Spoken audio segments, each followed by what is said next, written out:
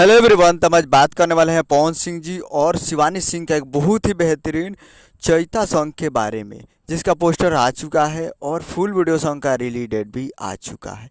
और इस गाने को लिखे हैं रोशन सिंह विश्वास जी और इसमें म्यूजिक दिया है प्रियांशु सिंह जी और इसे गाए हैं पवन सिंह जी और शिवानी सिंह जी, जो कि आपको स्क्रीन कवर दिखाई दे रहा है। जिस सॉन्ग का टाइटल रखा गया है झोरा में टिकोरा।